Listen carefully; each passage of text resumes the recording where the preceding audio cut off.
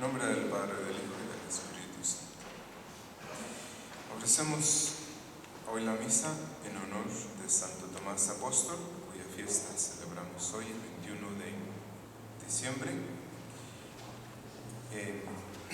día en que tenía que haberse acabado el mundo, no se acabó. El miércoles, ¿verdad?, se hizo una fila de gente para confesarse, porque para tantas cosas juntas al mismo tiempo, ¿verdad? El funeral de Jenny Rivera y luego el fin del mundo, fueron muchas emociones encontradas, ¿verdad?, para la gente. Interrumpimos las témporas de Adviento y el tiempo de Adviento para la fiesta de Santo Tomás el Incrédulo. Y tal pareciera una cosa extraña el hacer elogio de los santos, trayendo a la memoria las culpas que cometieron.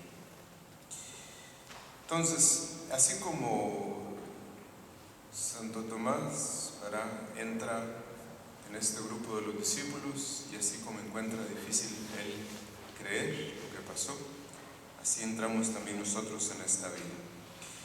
Porque si se dan cuenta, todas las cosas que nos pasan, que recibimos, que nos dan, que comemos, que hacemos, que trabajamos, que creamos, todas están registradas por los sentidos o por las emociones.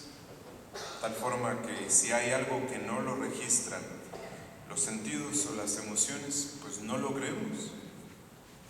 Por eso existe esa frase de ver para creer, para que son dos palabras contradictorias, puesto que la idea de creer es creer sin tener ninguna prueba. Ya cuando se tiene la prueba ya no se necesita creer, ¿verdad? Entonces, Santo Tomás está muy acostumbrado a registrar todo solamente con los sentidos, ¿sí? Entonces, conviene escoger para Santo Tomás, entre todas sus acciones buenas, pues aquellas que pudieran ser de ejemplo y de enseñanza para nosotros.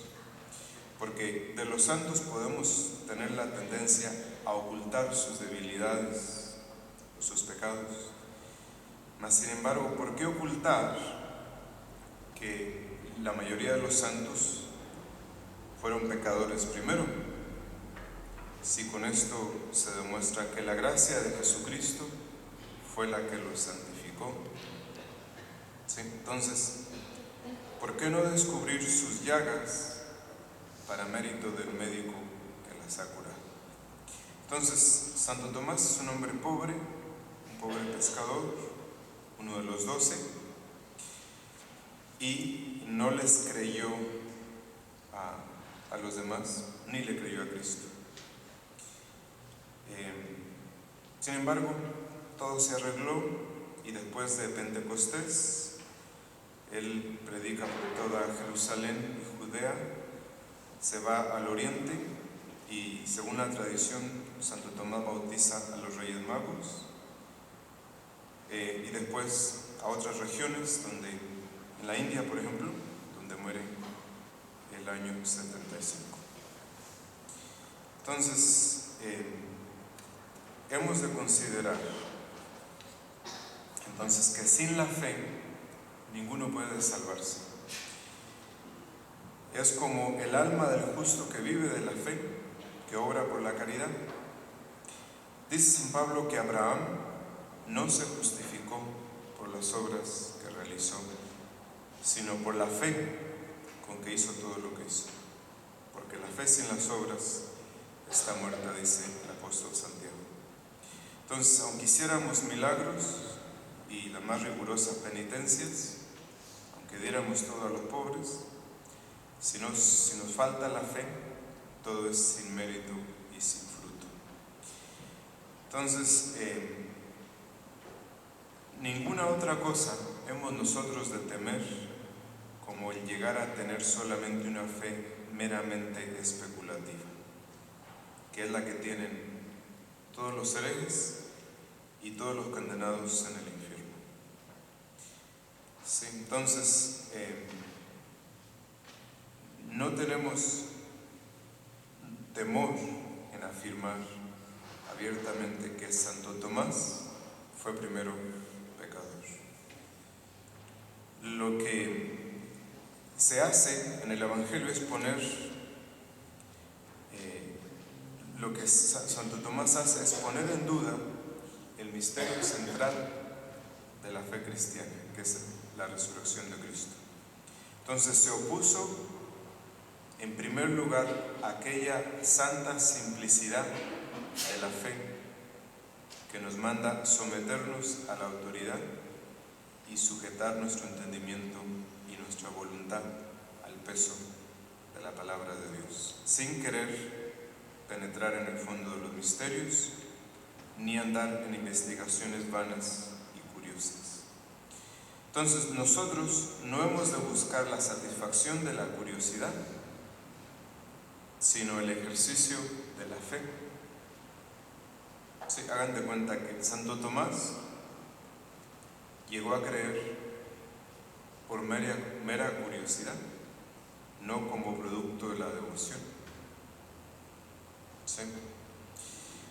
Entonces, Santo Tomás se apartó de esta simplicidad de la fe y pretende que se le aparezca a Cristo y le muestre las señales de sus heridas. Entonces desconfió de los demás y desconfió del Hijo de Dios. Entonces no quiere dar fe sino a sus propios ojos. ¿Y cuántos cristianos tenemos hoy así nosotros, alejados de la iglesia? Para Santo Tomás no fue la fe, sino la curiosidad la que lo llevó a alcanzar a creer, cuando pudo haber creído simplemente por la palabra de Cristo. Por eso San Pablo dice que el justo vive de la fe. ¿Y qué es vivir según la fe? Pues simple, es pensar según la fe. Pensar según la fe nos manda. Apreciar, valorar las cosas grandes o pequeñas, útiles o inútiles, justas o injustas. Apreciar todas esas cosas no según la norma de nuestros deseos o de nuestras inclinaciones, sino según la norma de la palabra de Dios y la ley del Evangelio. Vivir según la fe es regular nuestros temores, nuestras esperanzas, nuestras alegrías, nuestras tristezas, nuestros amores, nuestros odios, no según el gusto de nuestro corazón corrompido, sino según las luces de Dios y de su verdad, que debe esclarecer nuestros pensamientos, formar nuestras intenciones, animar nuestros deseos y guiar todo lo que hacemos. Entonces, si queremos curarnos de nuestra incredulidad, lo primero que hemos de hacer es empezar por domar nuestras pasiones, que últimamente es o la soberbia, o el orgullo, o el desenfreno de las pasiones, lo único que causa la incredulidad. ¿Sí? Entonces, en la mayoría de los casos, nuestra soberbia es la causa de nuestra poca fe. Nuestro espíritu, deslumbrado con sus propias luces, no quiere ver nada que sea sobre ellas. Entonces, de esto nacen, de la soberbia, nacen las dudas, las críticas tan perniciosas a la sinceridad de la fe.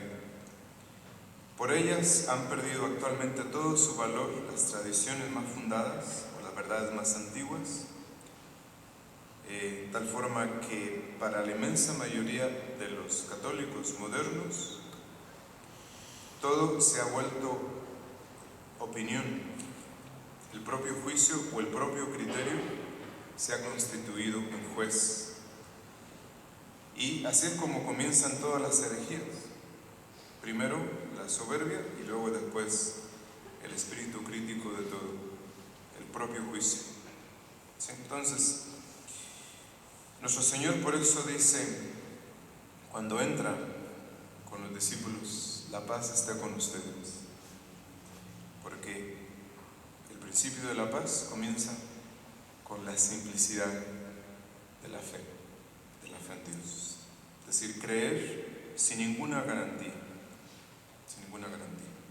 Entonces, pidámosle con los discípulos a Dios que nos aumente la fe que tenemos para que lo sepamos ver, descubrir, amar, servir en todas las situaciones de nuestra vida.